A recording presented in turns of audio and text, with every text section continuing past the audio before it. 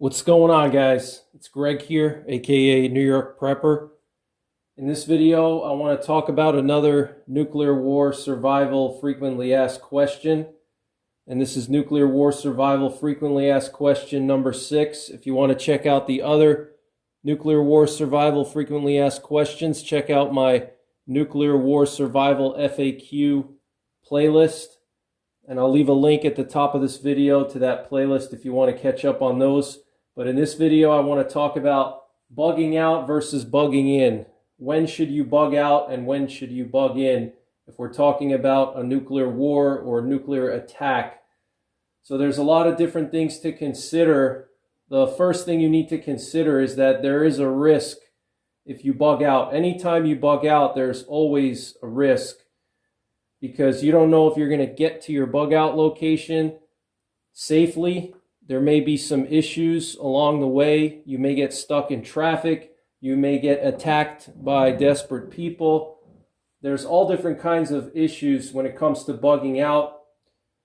The weather is another factor. If the weather is bad and the roads are bad, you're not going to be able to get to your bug out location. But when we're talking about a nuclear attack or a nuclear war, it's an even bigger risk than bugging out, because if you don't have a fallout shelter set up ahead of time before you bug out, then there's a risk that you could be stranded out in the open and get exposed to dangerous levels of radiation, okay? So when we're talking about a nuclear attack or nuclear war, the risk is even greater when bugging out. Because if we're just talking about a collapse of society without any kind of nuclear weapons involved, the biggest risks you're going to run into are other people, starvation, weather. But if we're bugging out after a nuclear attack, or before a nuclear attack rather, and we're trying to survive the aftermath, we're trying to survive the fallout, then you have all those risks that you normally would have when you're bugging out: people, weather, starvation, thirst. But then on top of it, you're going to have radiation to deal with, okay? So the number one thing that I can suggest to you guys if you're trying to decide if you should bug out or bug in is you need to make sure you have a plan, okay? Where are you going? All right, where are you bugging out to? It sounds so sexy and convenient. Oh, I'm just going to flee the city. Well, where are you going to go? It doesn't matter if you flee the city and you get 30 miles, even if you go on foot, you're not going to be able to go more than 10 or 20 miles in a day on foot. And you get away from the city, so you escape a lot of the blast effects, you escape a lot of the thermal effects, but you're still going to have to deal with the fallout. And being 20 miles away, even if you're a superb athlete and you can cover 20 miles in a couple of hours, the fallout is going to start to land after a couple of hours, even less. Okay, even after 2 or 3 hours, if you're within 10 or 20 miles of the detonation point, the fallout is going to start to land. So even if you're an all-star athlete, if you're a survivalist, if you're Bear Grylls himself, and you can cover 20, 30 miles in half a day, you're going to start to have fallout landing on you. So it sounds good on paper. Yeah, I'll just bug out. If nukes are coming, I'll just bug out. I'm going to get away from the target zone. But the problem is, even if you get away from the blast and the thermal effects, you're still going to have to deal with the fallout. So the number one thing is you need to have a fallout shelter planned ahead of time. Okay, where are you bugging out to? What is your plan? How are you going to get there? Have you practiced it? Okay, these are things you need to think about now, because you don't want to be in a situation where you bug out and yeah, you get away from the blast and you get away from the thermal effects, but within 2 or 3 hours, you're going to have fallout landing on you. So you need to be sheltered in place within a couple of hours max, okay, after the bomb goes off, okay? So you need to have all of that figured out now before the war starts, before the attack starts. You need to have either your own bug out location that has a fallout shelter in it. And when I say fallout shelter, I don't mean an actual prepared fallout shelter. I'm talking about just a good solid basement that you can fortify.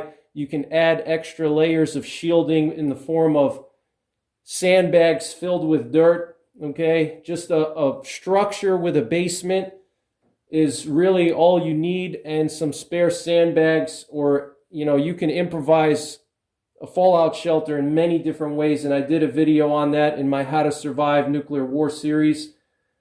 So the number one thing is, if you're going to bug out, where are you going to? Okay, well, what's your plan? How are you going to get there? Okay, if the roads are blocked because everybody's panicking and trying to flee at the same time, that's going to slow you down.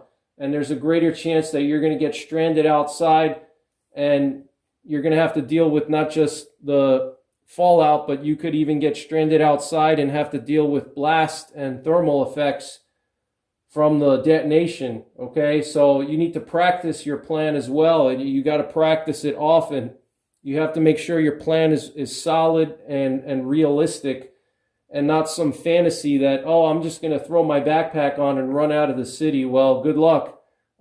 Chances are, even if you get away from the city, the radiation is going to start, the fallout is going to start to land. Okay, so that's something to consider, is, do you have a fallout shelter wherever you're going to be bugging out to? And like I said, it doesn't have to be prepared, as long as it's a suitable structure that can serve as a fallout shelter. And I talked about what kind of structures are suitable to use as a fallout shelter in my How to Survive Nuclear War series.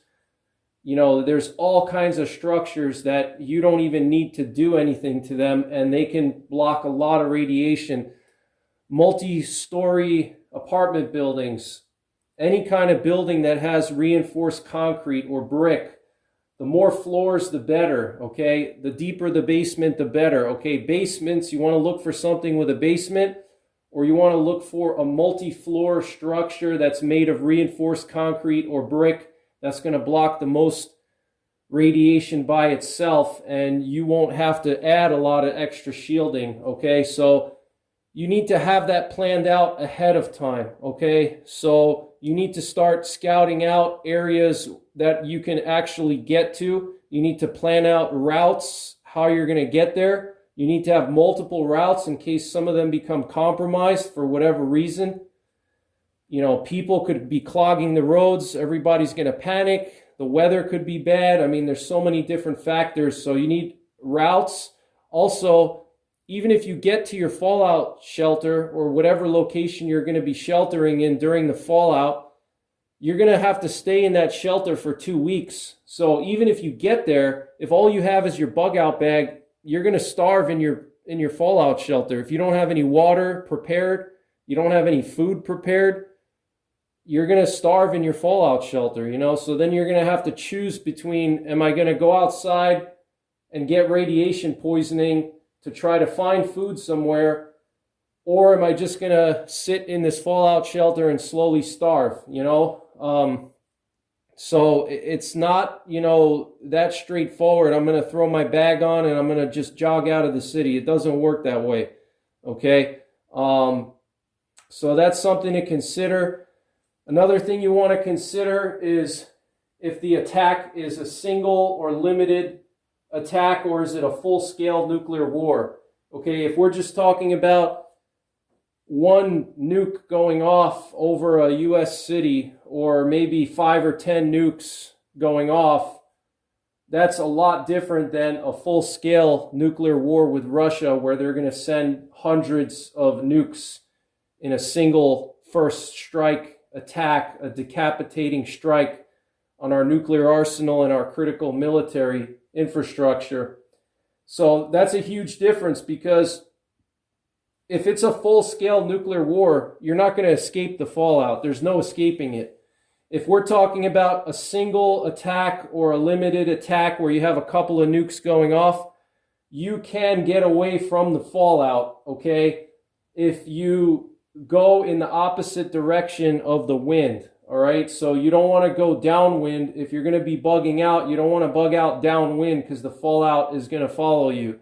You want to go in the opposite direction. You want to go into the wind. You want to go upwind, or you want to go neutral. So let's say, for example, Portland, Oregon gets hit with a nuke, okay? Typically, the winds blow from west to east in the Pacific Northwest, right? You're not going to want to bug out east because you're going to have to go much, much further to get away from the fallout contour, okay? To get away from the dangerous fallout zone and the hot zone. That's the areas where you're going to get significant amounts of radiation exposure.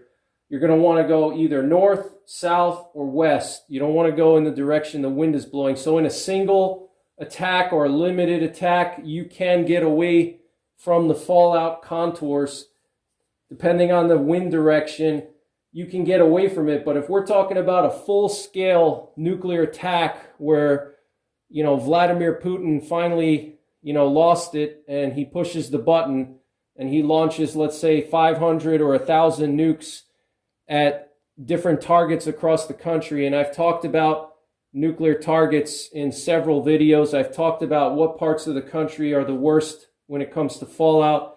In a situation like that, pretty much nowhere is going to be safe. So you're going to run into fallout no matter where you go. If you're in Kansas City and you think if you go to the north 100 miles or 200 miles or even 300 miles, you're not going to get away from the fallout because you're going to run into another fallout contour from another nuclear target.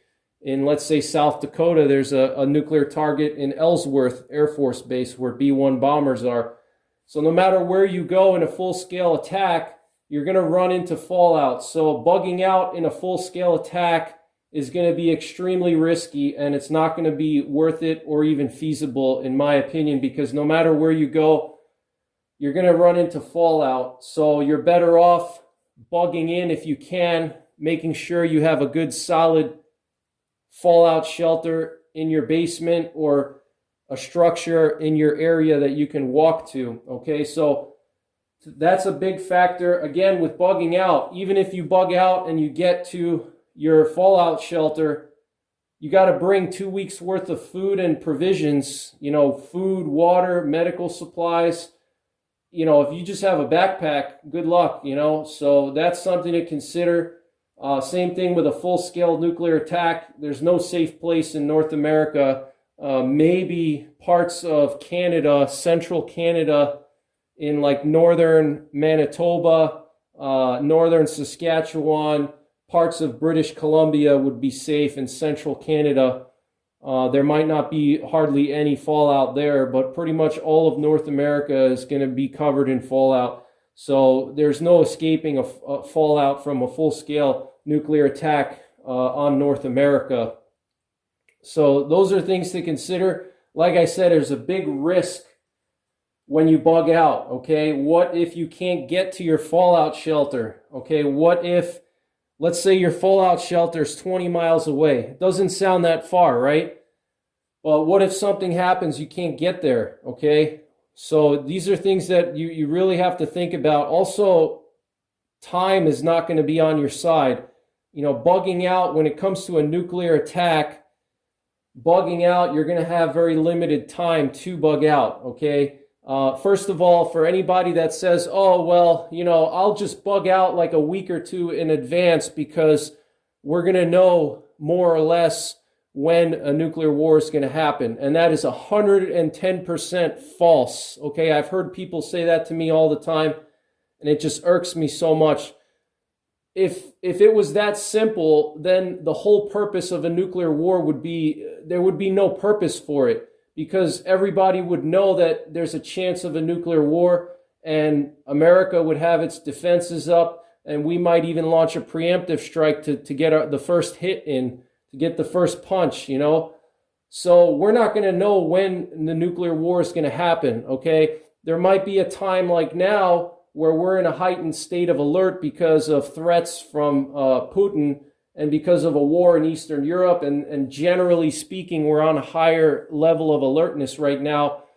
But we're not going to know, more. We're not going to know, is there going to be a nuclear war tomorrow? Is it going to be next week? Is it going to be a month from now? Because if we did, it would eliminate the element of surprise. Okay, so our enemies are not going to tell us or they're not going to telegraph when they're going to use nukes, okay? They're not going to telegraph it to us. It's going to be 100% surprise attack, okay? It's going to happen when we're not ready for it.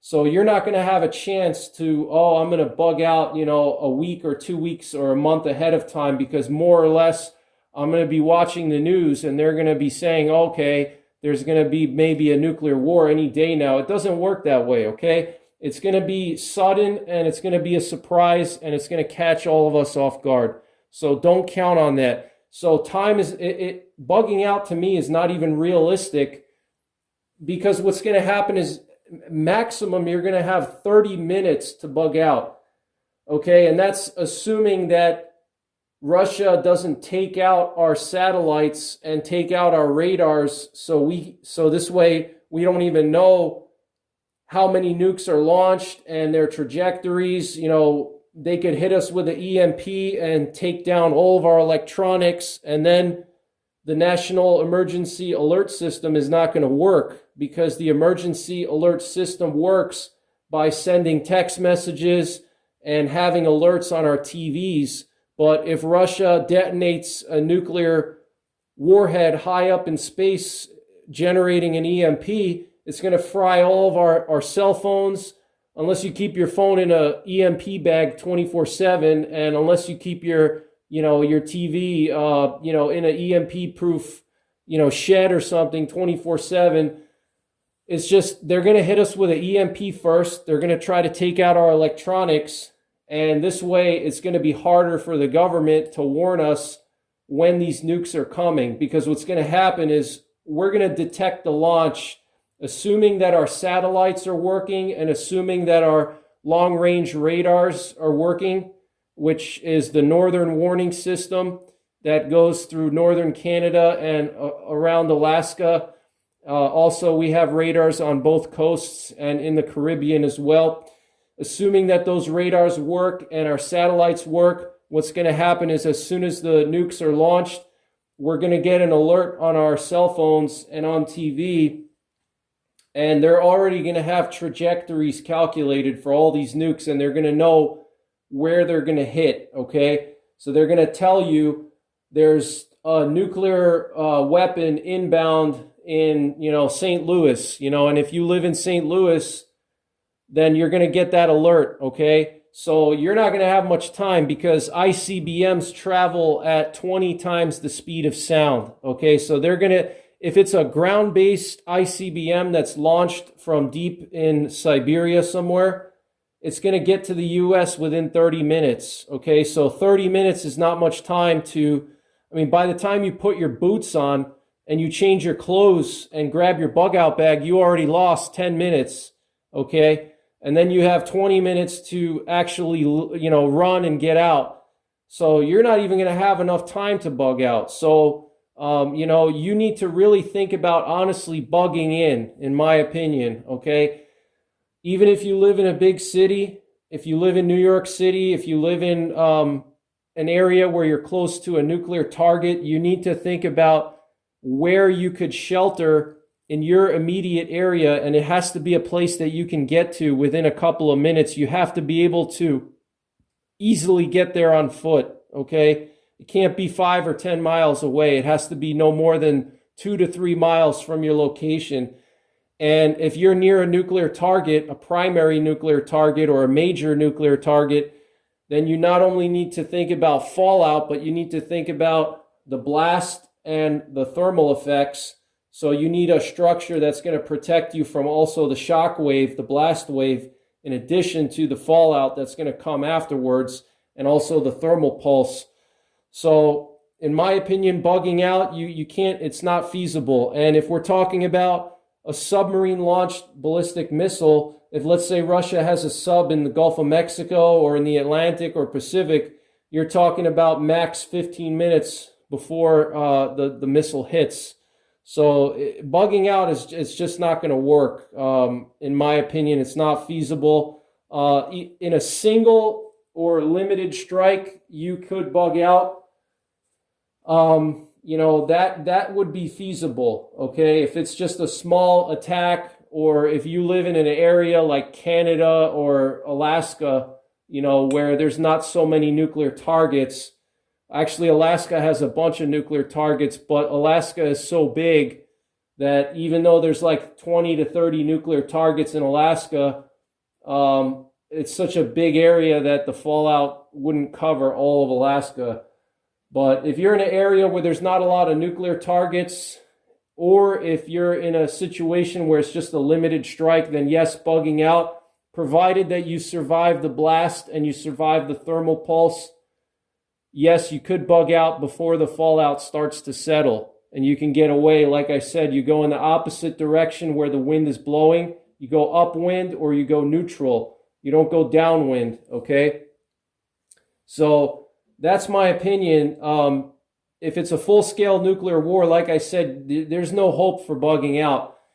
And another thing with bugging out too is, if let's say you have a warning that there's a nuke coming to your city, okay, and you think that you're going to just run out there and get away, that's putting you in a worse situation unless you know for certain that you can actually execute your plan, and you have a plan, you practiced it, everything is staged and ready to go.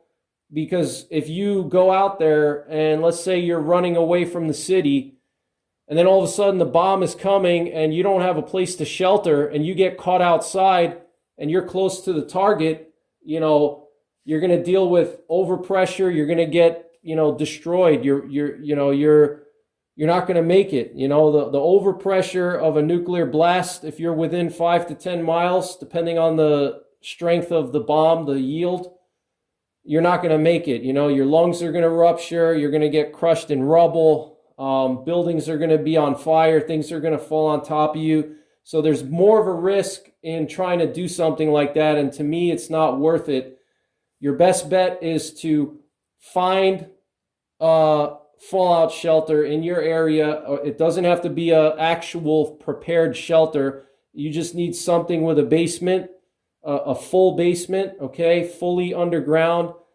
Not like a half basement or something like that. You want a good deep basement, or you want a reinforced concrete building or some kind of sturdy commercial building, okay?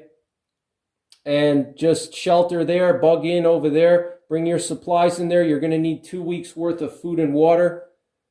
And that's the best case scenario, in my opinion. I think bugging out is too risky. I think what's better than bugging out is strategic relocation, okay? Living in an area where you're not near a target, so you don't have to think about bugging out and you don't have to have anxiety about it. The only thing you need to think about is the fallout, okay? You don't have to worry about the blast or the thermal effects or even the very high fallout contours where you're going to have, dangerous levels of fallout where you could get radiation poisoning in a matter of minutes to hours in the first few days, okay? So, proximity to targets and heavy fallout zones is a big consideration. If you're within a couple of miles of a heavy fallout zone, to me, bugging out, it's a risk, because you can get stranded out there unless you have a really good plan and you know for sure you can get away. Then it's worth it. But if you live somewhere out in the country and you're 200 miles away or 100 miles away from any kind of target and you feel like bugging out, then by all means do it, But if you're close to a target, if you're close to a heavy fallout zone, in my opinion, there's a greater risk of bugging out because you're just not going to have enough time to get away. You're going to have 30 minutes max, and it's just not feasible for you to get away that quickly. So the risk of getting caught out in the open and getting exposed to the blast wave, to the thermal pulse, to the fallout, the risk is greater than it is to just, bug in, okay? And you have to remember, after the bombs go off, everything is going to be destroyed. Your car's not going to work because when a nuclear weapon is detonated, it generates an EMP, okay? every nuclear weapon generates an EMP. So your car's probably not going to work. If, let's say, you're listening to me now and you're saying, well, what I'll do is I'll bunker in, I'll bug in, and I'll withstand the blast and the detonation. And then after the detonation is over, I'm going to go outside and then I'm going to bug out so I can get away from the fallout, from the heavy fallout that's close to the detonation point. And that's also not realistic, because chances are, number one, your car's not going to work because you're going to be so close to the detonation that the pulse generated by the warhead is going to take out all the vehicles in the area. Unless you have an old diesel vehicle or carburetor vehicle, then you could try to drive out. Number two, there's going to be rubble everywhere. I mean, you might even be covered in rubble. You might not even be able to get out. So there's going to be rubble everywhere. Roads are going to be blocked. Things are going to be on fire. Things are going to be exploding. So to think that you could bug out in that situation, to me, is just not realistic. It's more of a fantasy than a reality. So what you need to do is focus on reality. Okay, reality is, you know, you live near a nuclear target.